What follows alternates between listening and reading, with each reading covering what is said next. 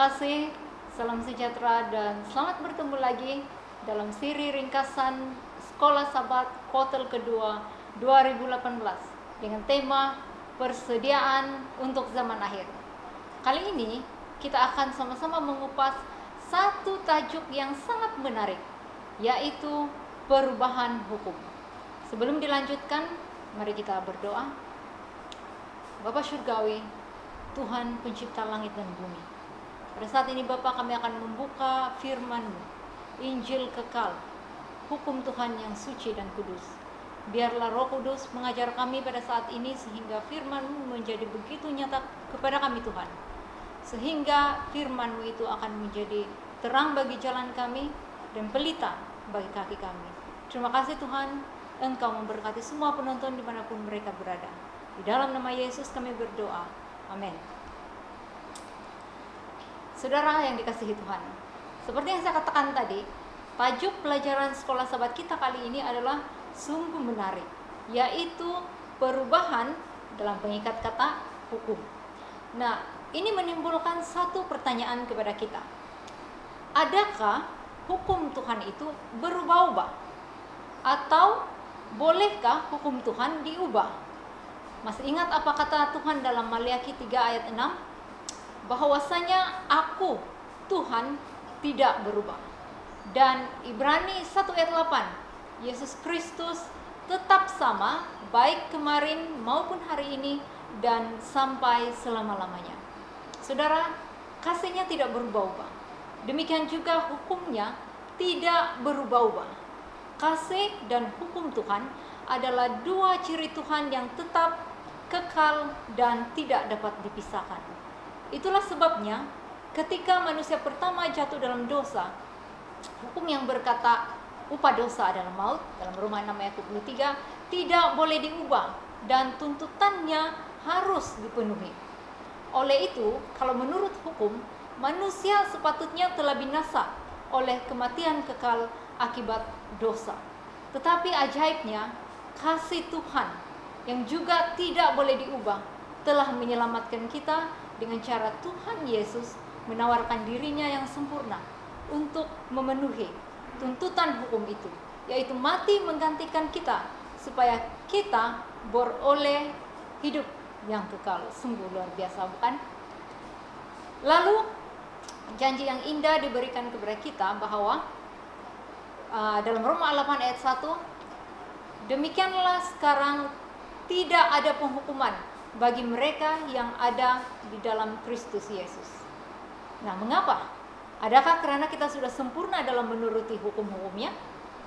Saudara, jawabannya adalah tidak. Bukan karena itu.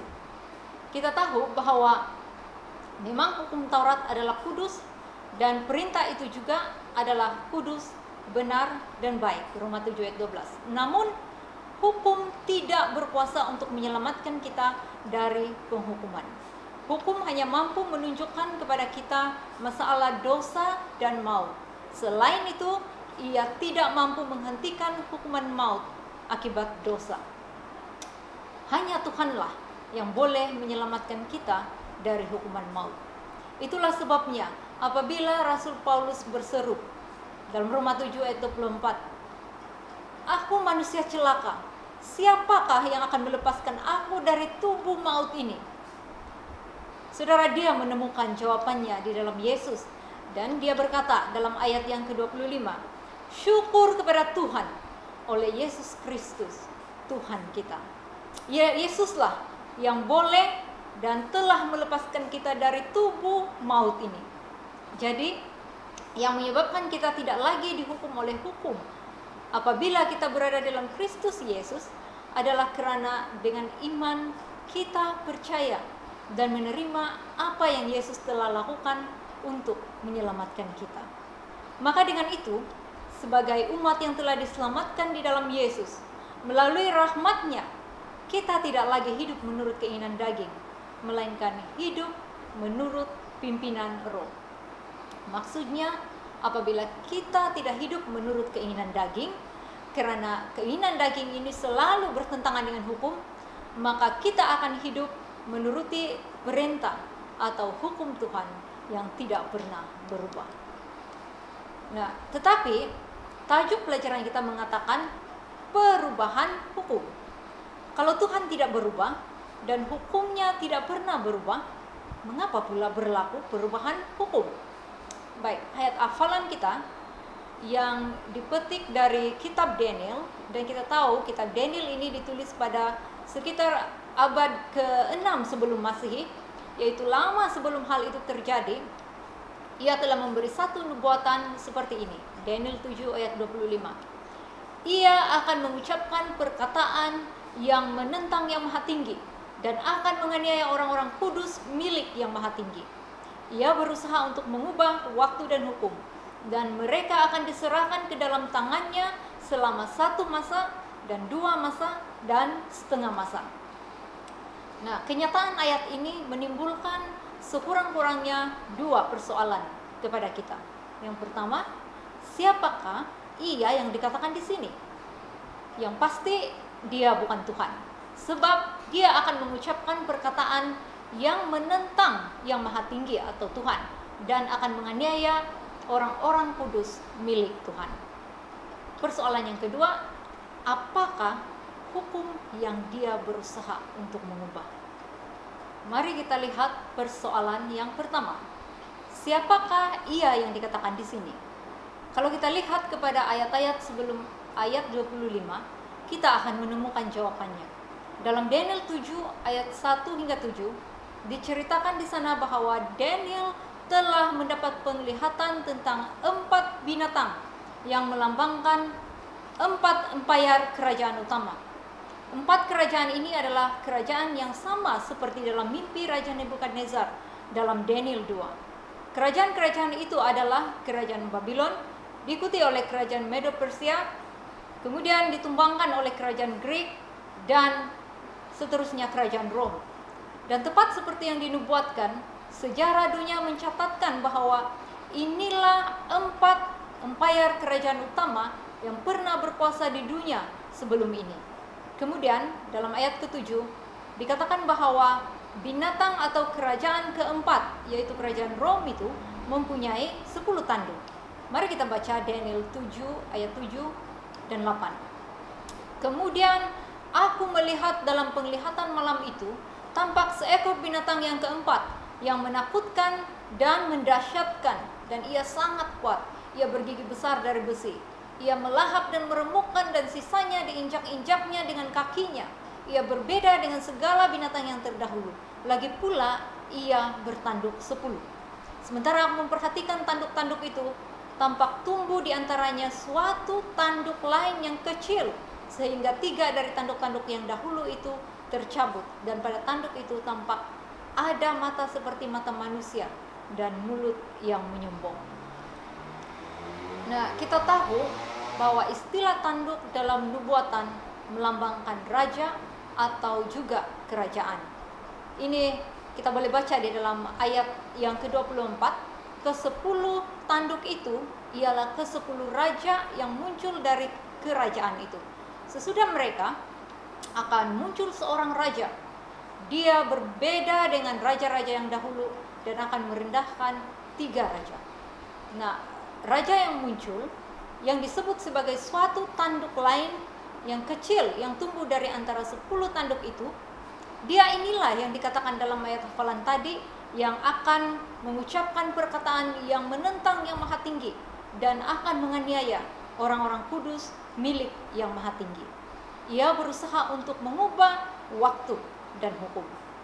Baik, menurut catatan sejarah dunia, kegemilangan kerajaan keempat, yaitu kerajaan Rom, bukan berakhir karena ia telah ditawan oleh satu empayar baru seperti yang berlaku kepada kerajaan-kerajaan sebelumnya seperti Babylon, Medo-Persia, dan Greek.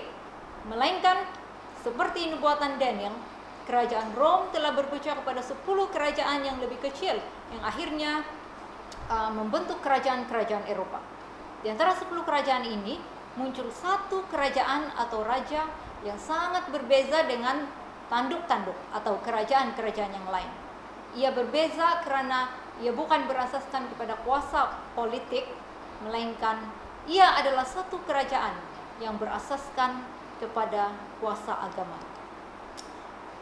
dengan bersandarkan kepada kebijaksanaan manusia, kaunsel agama, dan undang-undang buatan manusia, raja atau kerajaan ini akan berusaha untuk mengubah hukum Tuhan.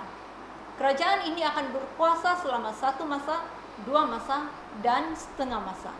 Dalam kitab Wahyu pun ada disebutkan tentang masa ini dalam Wahyu 12 ayat 14 dan 12 ayat 6.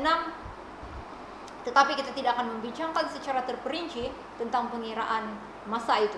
Tetapi secara ringkas, ia adalah selama 1260 tahun. Jadi tanduk kecil itu akan memerintah selama 1260 tahun, yaitu sepanjang zaman yang dikenali sebagai Dark Ages yang ada dicatat di dalam buku sejarah dunia. Kuasa ini, yaitu kuasa gereja, digabung dengan kuasa politik pada zaman pertengahan, menggantikan firman Tuhan dengan tradisi manusia, menggantikan hukum Tuhan dengan hukum buatan manusia. Pada zaman itu jugalah gereja mengeluarkan sijil indulgences, yaitu surat pengampunan dosa bagi penganut Kristen yang telah melakukan dosa. Kembali kepada persoalan yang kedua. Apakah hukum yang dia berusaha untuk mengubah? Di dalam hukum 10, hukum manakah yang mempunyai kaitan secara langsung dengan waktu? Satu-satunya hukum yang mempunyai kaitan dengan waktu adalah hukum keempat yang berkata dalam Keluaran 20 ayat 8 hingga 11, ingatlah dan kuduskanlah hari Sabat. 6 hari lamanya engkau akan bekerja dan melakukan segala pekerjaanmu, tetapi hari ke-7 adalah hari Sabat Tuhanmu. Maka jangan melakukan sesuatu pekerjaan, engkau atau anakmu laki-laki atau anakmu perempuan, atau hambamu laki-laki atau hambamu perempuan, atau hewanmu atau orang asing yang di tempat kediamanmu.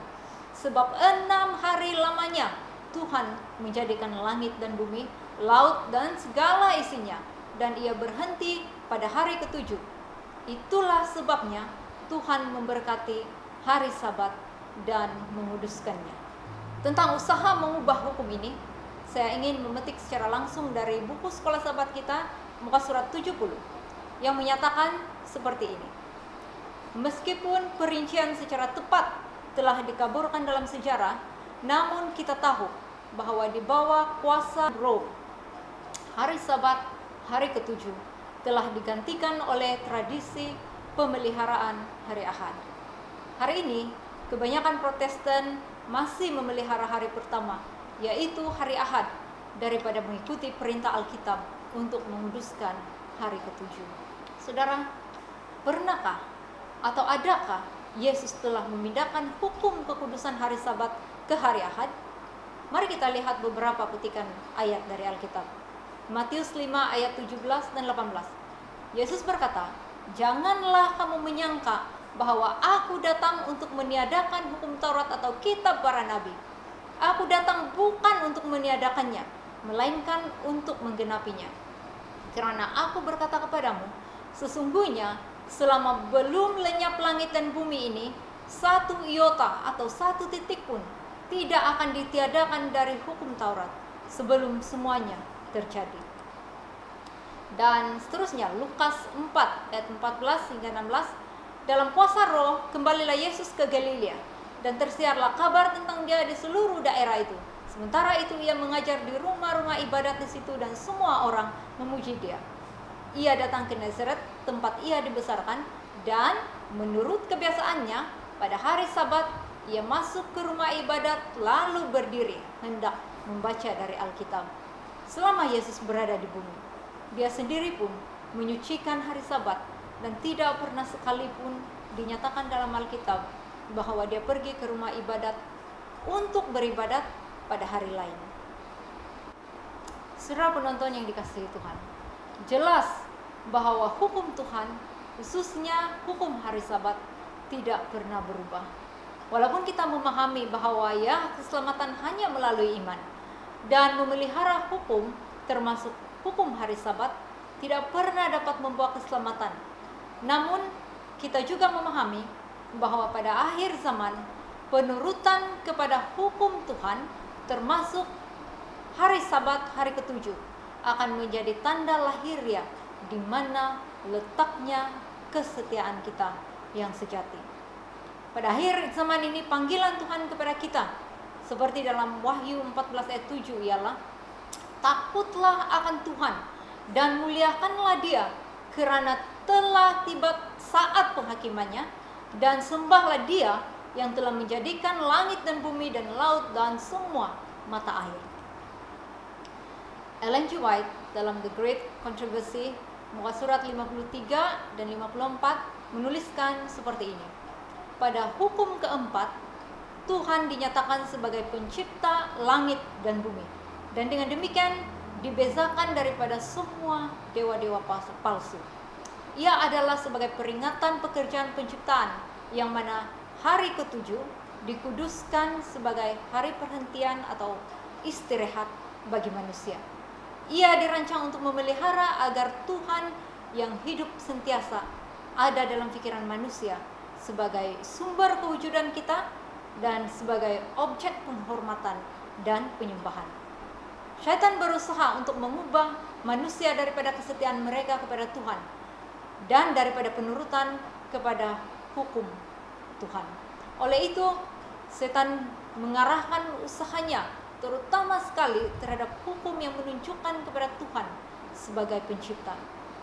Saudara, pada akhir zaman ini Tuhan akan memiliki orang-orang di atas bumi yang akan tetap kuat dan teguh dalam kesetiaan mereka kepadanya, yaitu kesetiaan yang ditunjukkan dalam penurutan mereka kepada segala perintahnya, termasuk satu-satunya yang secara khusus menunjukkan kepada Tuhan sebagai pencipta yang layak disembah.